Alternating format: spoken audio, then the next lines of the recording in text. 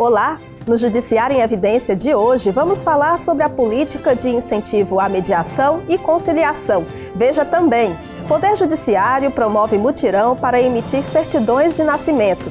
Veja ainda o que é necessário para mudar o nome de nascimento na Justiça.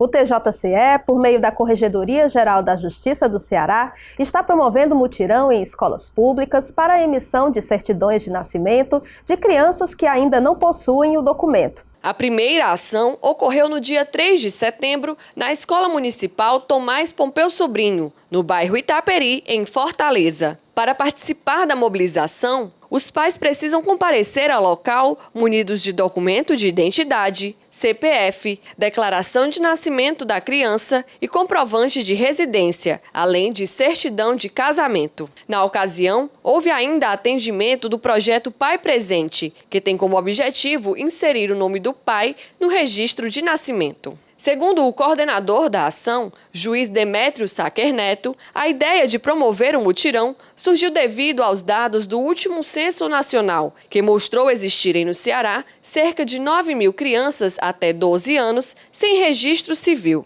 A ação também atende recomendação do Conselho Nacional de Justiça. A certidão de nascimento é o primeiro passo à cidadania.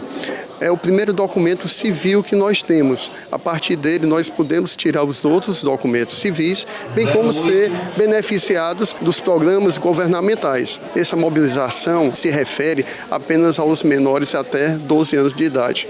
Por quê? Porque nesse primeiro passo só é necessário a declaração de nascido vivo, que ao nascer, obrigatoriamente, essas crianças têm que sair do hospital, os estabelecimentos de saúde, com esse documento. A mobilização segue até o dia 22 de outubro, em outras 5 escolas públicas da capital. A Força Tarefa também conta com parceria do Ministério Público, da Secretaria de Educação de Fortaleza e dos cartórios de registro civil de pessoas naturais. A parceria do tribunal com o tribunal é muito importante e mostra, por parte do tribunal, um interesse em chegar próximo à população, em atender às demandas da população. A certidão de nascimento, ela é o pleno exercício da cidadania dessa criança. Então, ficamos felizes enquanto escola em poder acolher o projeto e poder também, fazer parte desse momento tão importante para a vida das nossas crianças. Essa atividade nas escolas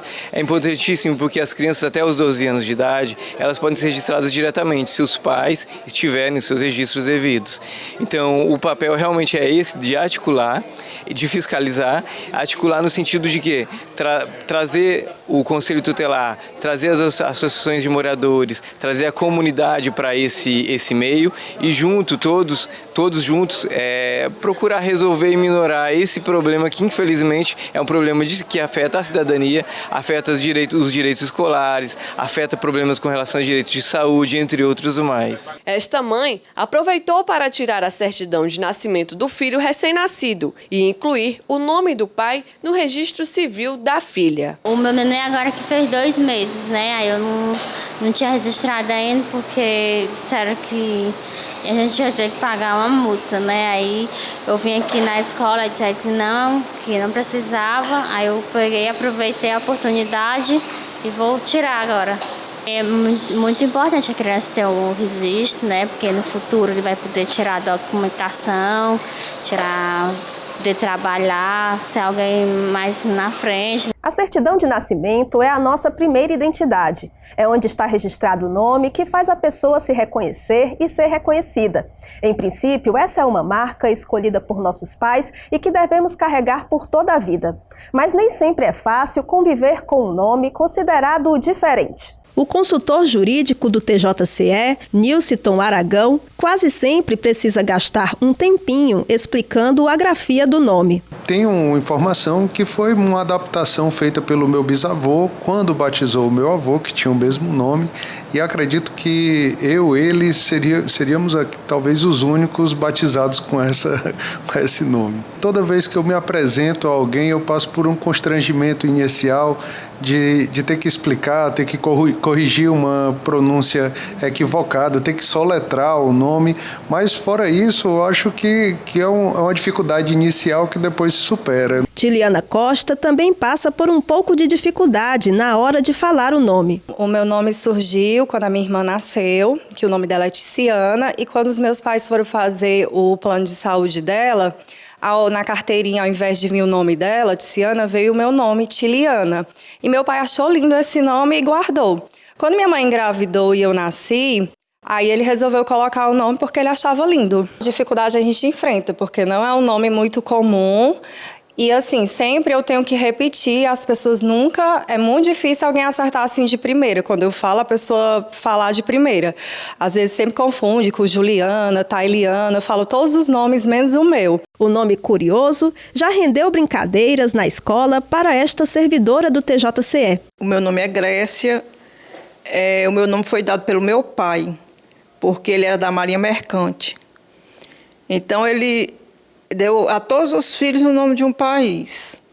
Meu nome é Grécia, minha irmã é Irlanda e o meu irmão, na verdade, é uma capital, é Washington. Eu sempre que chegava na sala de aula, no primeiro dia de aula, professora nova, ela olhava a chamada, quem é a pessoa a ser chamada? A Grécia. Todo mundo queria saber. Eu gosto, acho diferente, é forte, combina com a minha personalidade. Se a maioria das pessoas consegue lidar com a situação de forma bem-humorada, para alguns o nome incomum pode causar muito incômodo. Nesses casos, é possível solicitar a mudança na Justiça. O pedido de alteração, no entanto, só ocorre em casos excepcionais. O objetivo é evitar fraudes. Segundo a juíza Silvia Sanóbrega, no caso de constrangimento, o interessado deve reunir documentos e testemunhas que comprovem a necessidade de mudar o nome. A maior prova é a prova testemunhal, né? Pessoas que conhecem, que acompanham ou acompanharam a vida daquela pessoa, porque é muito importante o ambiente social,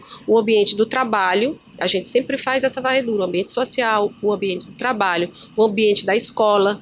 Se a pessoa sofreu bullying, vamos dizer assim, em razão daquele nome, se a pessoa sofre constrangimento em alguma repartição pública quando chama por aquele nome, então realmente ela não se identifica com aquele nome. A pessoa que deseja, na realidade, necessita trocar o nome, ou mudar o nome, ou alterar o nome, ela deve procurar o judiciário, ou através de um advogado, se não tiver condições, através da Defensoria Pública, e levando os documentos de praxe, no caso, identidade, aquela certidão de nascimento, que tem que ser, a alteração do nome tem que vir no nascimento, e se for casado, com a certidão de casamento. Também é preciso trazer certidões negativas e de protesto de todos os órgãos. De acordo com a Lei de Registros Públicos de 1973, os cartórios também podem evitar registro de nomes que considerem ser constrangedores para a criança no futuro. Nesses casos, a pessoa pode recorrer ao juiz da Vara de Registros Públicos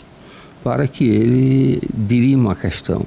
Ele encaminha a pessoa ao Poder Judiciário, a pessoa vem administrativamente, não precisa entrar com ação judicial, ela vem perante o juiz da Vara de Registro Público, ou a primeira vara ou a segunda vara, e aqui a gente analisa, às vezes a gente conversa com os pais, alguns entendem e outros não.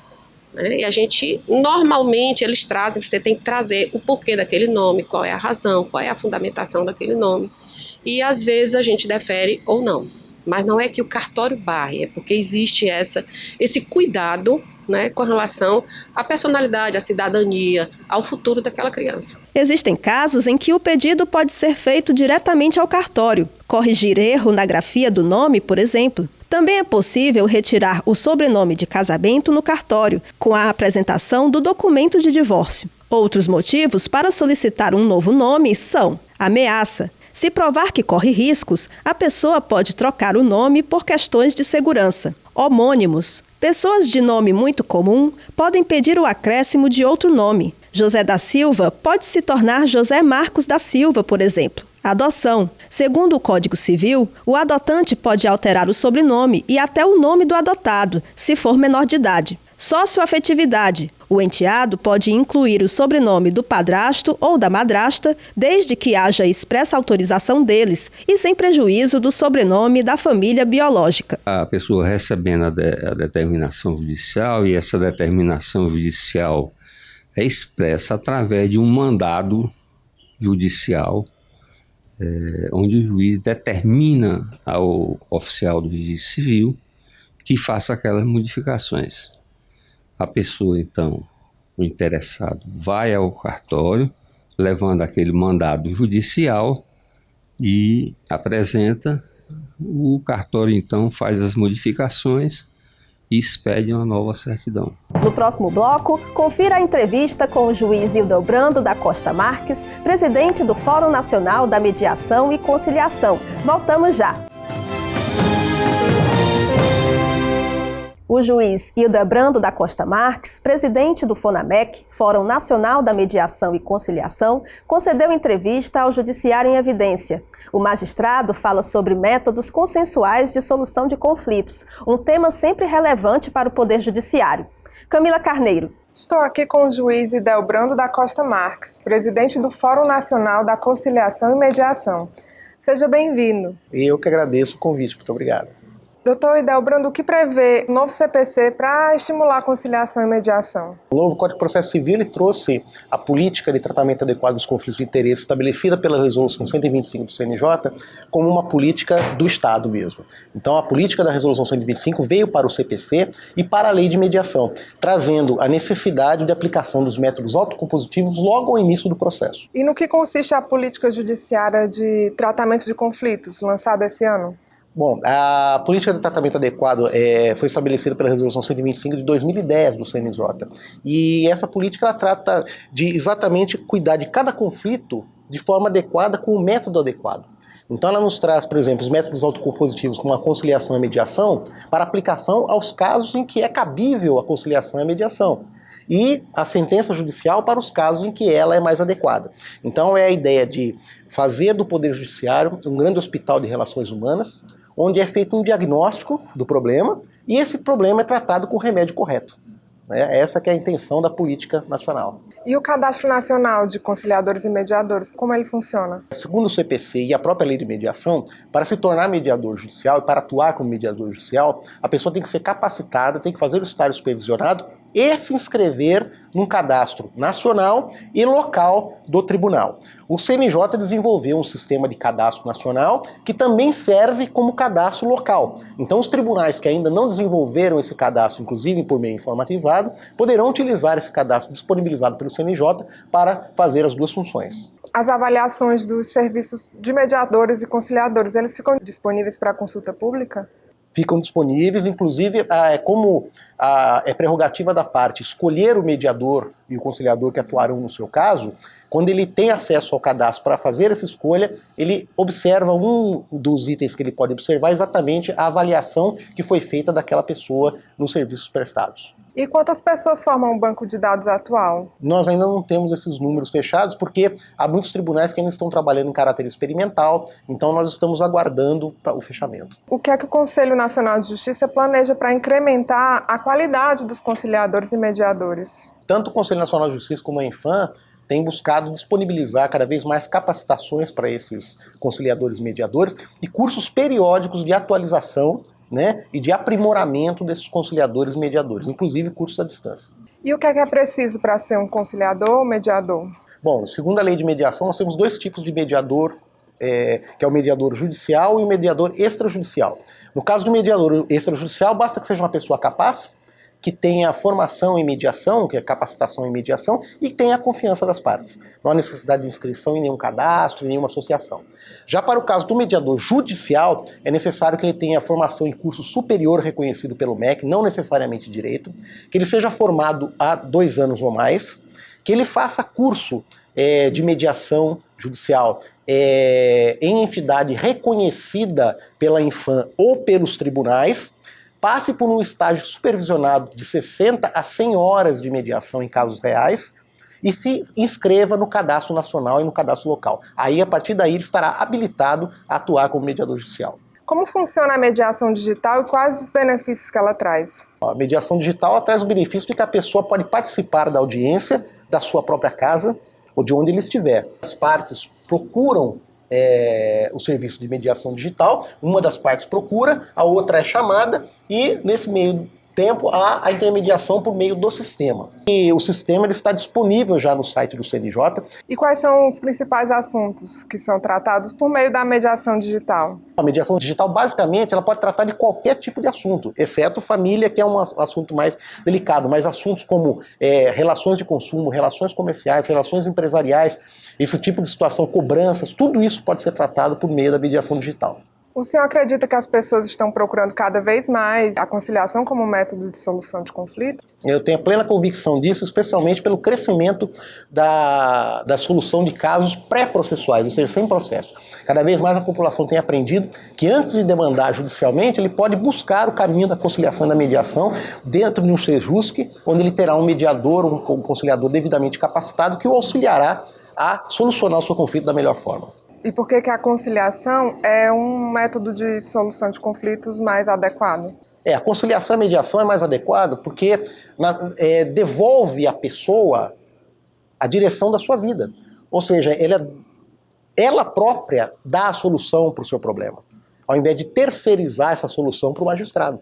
Geralmente a decisão que o magistrado dá soluciona o processo, mas não tem a satisfação das duas partes. Muito pelo contrário, uma irá perder, ficará certamente insatisfeita. A outra poderá não ganhar tudo que pediu, também ficará insatisfeita. Agora, quando elas chegam a um acordo, a autocomposição, geralmente essa decisão ela é satisfatória porque as partes participaram e efetivamente decidiram aquilo que é melhor para elas. Quais as diferenças entre conciliação e mediação? Nós poderíamos estabelecer diversos critérios para a diferenciação entre conciliação e mediação. O legislador do novo CPC preferiu o critério da existência ou não de vínculo anterior entre as partes, dizendo que a conciliação para os processos em que não há vínculo anterior entre as partes e a mediação para os processos em que haveria esse vínculo anterior. Mas, na verdade, o principal critério é exatamente a forma de atuação desse terceiro imparcial. Na conciliação, ele tem uma atuação um pouco mais interventiva, ele pode, inclusive, propor a solução, embora continue atuando de forma imparcial, neutra e buscando que as partes deem a solução. Já na mediação, essa intervenção maior já é proibida, é vedada. A ideia é que o mediador consiga extrair prospectivamente das próprias partes a solução para o conflito. Como a implantação de SEJUSCs, dos Centros Judiciários de Solução de Conflitos, vai ajudar a evitar essa judicialização? Bom, a ideia é que o Centro Judiciário ele concentre a realização de audiências de conciliação e mediação e serviços de cidadania à população. Então, esse é um espaço que o cidadão terá para procurar e poderá, inclusive, ter a solução do conflito já instalado por meio pré-processual, ou seja, sem a necessidade de ajuizar um processo. Então, isso evita o crescimento que nós temos tido da judicialização de causas no Poder Judiciário. Isso vai impactar no estoque final de processos e também irá impactar na divulgação e na promoção da cultura da pacificação social. Obrigado pela presença hoje. Voltamos ao estúdio.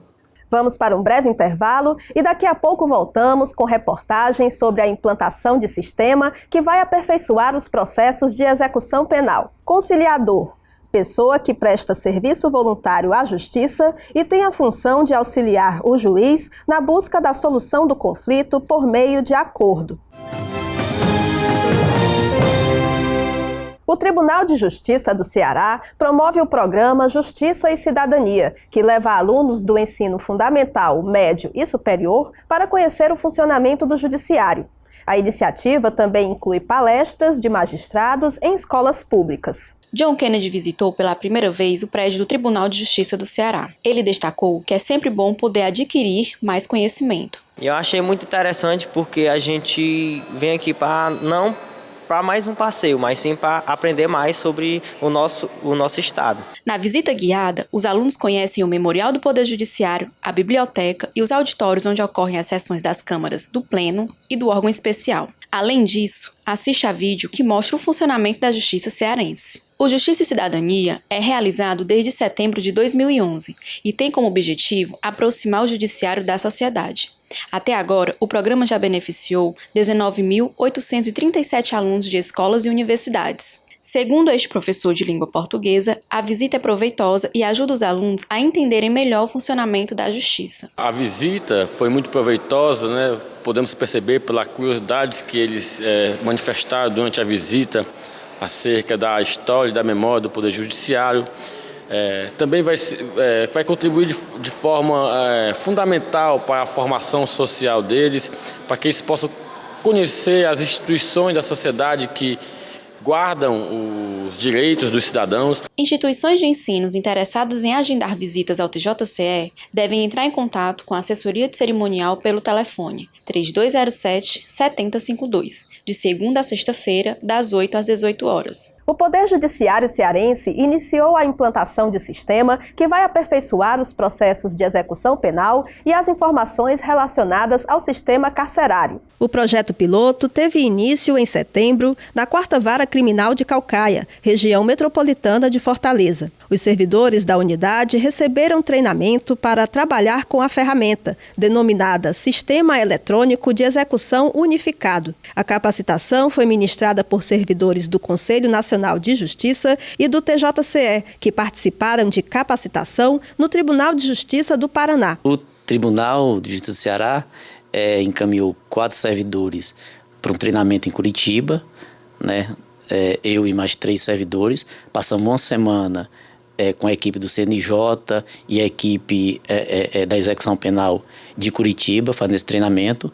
E agora estamos começando a implantação aqui na comarca de Caucaia. A diretora de secretaria, Michele Medeiros, foi uma das capacitadas. A gente vai ter um acesso mais fácil aos processos, porque todos estarão no sistema virtual, que hoje em dia, nossa comarca ainda, todos os processos são físicos, então assim, a gente vai iniciar o processo de virtualização pela execução criminal, pelo sistema seu. Então, a gente está com expectativa realmente das melhores, né? Esperamos que a execução dê um passo à frente aqui no Ceará e que a gente consiga dar efetividade aos processos. O sistema permite ainda a unificação de informações relacionadas à execução penal em todo o país. Segundo a juíza Temis Pinheiro, titular da 4ª Vara Criminal de Caucaia, a ferramenta vai tornar mais fácil a execução das penas e evitar atrasos na concessão de benefícios. O próprio sistema ele vai avisar com antecedência a data da concessão dos benefícios de progressão de regime. Por exemplo, processo X, o preso tal, daqui a 90 dias ele tem direito a um benefício. Aí ele fica avisando com 60 dias e com 30 dias. Isso faz com que o juiz e a secretaria possam se preparar com antecedência, já separar, daqui a 90 dias esse processo vai ter uma progressão de regime. Isso vai facilitar e vai evitar que haja atraso na concessão dos benefícios, para que as pessoas não fiquem presas além do tempo que é a obrigação. A juíza também explica que o sistema é gratuito e pode ser acessado de qualquer lugar, inclusive pelas partes envolvidas no processo, que podem conferir a situação dos apenados. A ação também é coordenada pelos juízes César Belmino e Luciana Teixeira, integrantes do grupo de trabalho instituído pelo TJCE para a implantação do sistema. O cidadão que precisa de uma certidão civil ou criminal no Tribunal de Justiça do Ceará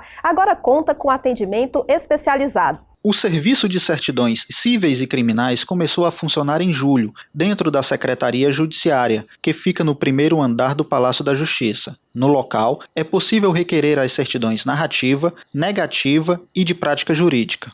Certidão narrativa é a situação como está o processo, quando ele entrou aqui em forma de grau de recurso, e até hoje como é que está a situação do processo. A certidão de prática jurídica, o advogado requer para comprovar a atuação dele no processo, para fins de concurso público, e a certidão negativa, civil ou criminal, é para fins diversos. Segundo Cláudia Cordeiro, com a implantação do serviço será possível oferecer um atendimento de melhor qualidade ao cidadão que procurar o judiciário cearense. Ela explica como funcionava a emissão do documento. Antigamente, as certidões eram elaboradas pelos departamentos civil e penal, de uma forma bem informal. Não existia um serviço de certidões aqui do Tribunal de Justiça, como existe no Fórum, um setor de certidões todo estruturado. E devido ao volume excessivo de expedição de certidões nesses departamentos, foi necessária a criação do serviço de certidões.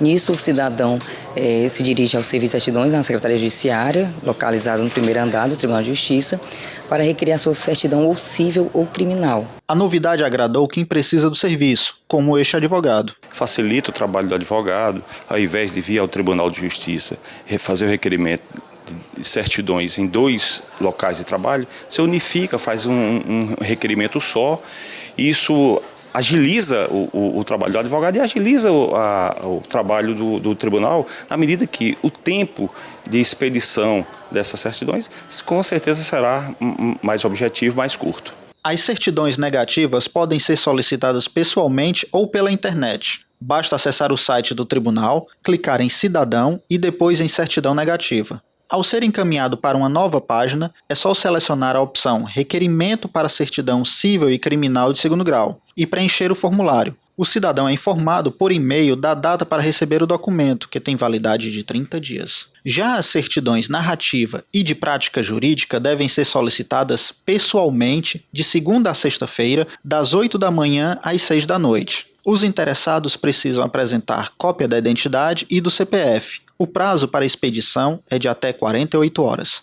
O Judiciário em Evidência fica por aqui. Confira outras notícias no site www.tjce.jus.br ou no Facebook TJCE Oficial.